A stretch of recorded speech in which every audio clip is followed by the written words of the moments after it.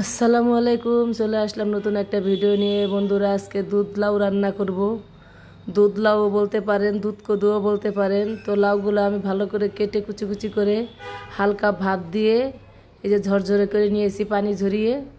এখন আমি এই দুধ কদু রান্না করার জন্য নিয়েছি খেজুরের গুড় আর নিয়েছি 1 কাপ গুঁড়া দুধের ভিতরে মানে দিয়েছি আমি। এটা হলো পোলাওর চাউলের গুঁড়াটা দিয়েছি। আপনারা ইচ্ছা করলে আতপ চাউলের গুঁড়াও দিতে পারেন। তো আমি 4-5টা গরম মশলা নিয়েছি, এলাচ আর দারচিনি, লবঙ্গ দেই নেই। তো দুধটা কিন্তু আমি অনেকক্ষণ জ্বালিয়ে একদম ঘন করে নিয়েছি। এই যে দেখুন বন্ধুরা, দুধটা জাল দিতে দিতে একদম ঘন হয়ে গেছে। আবার কিন্তু আমি গুঁড়া দুধও দিয়েছি, কারণ গুঁড়া দুধটা দিলে যে কোনো দুধের খাবারের টেস্টটা একটু মানে বেশি হয়। তো আমি দুধটা ভালো করে জ্বালাইয়া এখন আমি দুধের ভিতরে লাউটা দিয়ে দিলাম। লাউটা কিন্তু আমি ভালো করে পানি ঝরিয়ে নিয়েছি, একদম কুচি কুচি করে কেটে নিয়েছি। তো এখন আমি কিছুক্ষণ ভালো করে এটাকে জ্বালিয়ে নেব, যাতে পুরোপুরি সেদ্ধটা হয়ে যায়। তো সেদ্ধটা হলেই এক এক করে আমি সবগুলো উপকরণ দিয়ে দিব। তো এই দুধের ভিতরে কিন্তু সাথে সাথে খেজুরের গুড়টা দেওয়া যায় না, যেহেতু আজকাল খেজুরের গুড়টা 1 নম্বর না, দিলেই দেখা যায় দুধটা জমে যেতে পারে। সেজন্য কিন্তু আমি খেজুরের গুড়টা একদম লাস্টে দেব।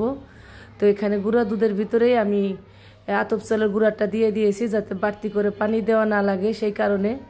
কারণ পানি দিলে দুধের খাবারের পানিসে হয়ে যায়, খাবারের টেস্ট নষ্ট হয়ে যায়। সেজন্য আমি কোনো পানি ব্যবহার করব না। তো গুঁড়া দুধের ভিতরেই আমি এই দুধটা দিয়েই কিন্তু লিকুইড দুধ দিয়ে গুঁড়া দুধ আর এই চালের গুঁড়াটা করে নিচ্ছি, মানে গলিয়ে নিছি। তো এখন এই যে কিছুক্ষণ নাড়তে হবে, না নাড়লে কিন্তু নিচ দিয়ে লেগে যাবে, যেহেতু চালের গুঁড়া দেওয়া হয়েছে।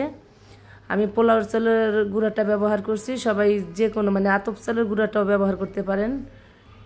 তো একদম সবার লাস্টে চুলার জালটা কমিয়ে এবার আমি খেজুরের গুড়টা দেব, কারণ খেজুরের গুড়টা আগে দিলে দুধটা জমে যেতে পারে। তো কটা কিশমিশও দিয়ে দিলাম। এখন আমি ভালো করে নেড়ে মিঠাই মানে গুড়টা ভালো করে যাতে মিশে যায় এরকম করে নেড়ে চেড়ে নিব। তো আমার দুধ লাউ কিন্তু রান্না মোটামুটি শেষের দিকে হয়ে গেছে। তো এই যে দেখুন বন্ধুরা, এরকম হয়েছে, কিন্তু এটা জুড়াইলে আরও ঘন হয়ে যাবে। আমি একটু মানে বেশি ঘন রাখি নাই, একটু রাখছি যাতে সারা সারা থাকে। অত ঘন হইলে আবার খাইতে স্বাদ লাগে না। এই তো হয়ে গেছে আমার দুধ লাউ রান্না করা। এবার আমি অনেককে খাওয়ার জন্য একটু ডাক দেবো, একটু জুড়াইছে। এই যে দেখুন বন্ধুরা, তেমন জুড়াই নাই, আর একটু জুড়াইলে আরও ঘন হবে। এই যে এরকম হয়েছে।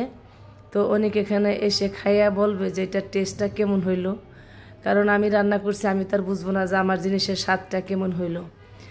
তো আপনারা কিভাবে রান্না করেন আমি জানি না, কিন্তু আমরা দুধ কদু এভাবে রান্না করে খাই।